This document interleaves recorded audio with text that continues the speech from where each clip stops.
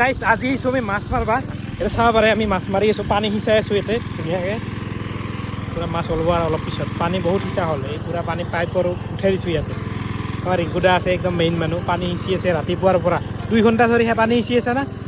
2 ঘণ্টা হ'ল 2 ঘণ্টা ধৰি পূৰা পানী একদম টোটেলি ইয়াৰে পৰা নোহোৱা কৰি দিম তো এনেদৰে আমি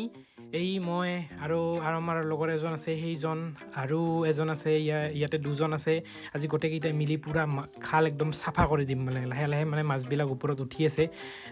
পূৰা 2 ঘণ্টা ধৰি পানী সিঁচি আছেতো পানীৰ তলৰ পৰা মানে পানীটো ওলাই থাকে মানে যিমান যি হ'লেতো নদীৰ ওচৰত না খোল আৰু আমাৰ পলাশ ছাৰে পূৰা মাছ সাঁচতাই আছে এতিয়া মানে মাছ এটা দলিয়াই দিব আপোনাক মই দেখুৱাইছোঁ পিছত আপুনি দেখা পাব মাছ পূৰা সাঁচতাই এইটো চাওক পূৰা সাঁচতাই এনেকৈ মাছ মাৰি আছে মাছ মাৰি পূৰা একদম ভাগৰ লাগি গৈছে পিছত মানে এটা ফোন কল আহিল তো হঠাৎ যাবলগীয়া হ'ল এতিয়া গুৱাহাটী তো গুৱাহাটী যাই আপোনাক কি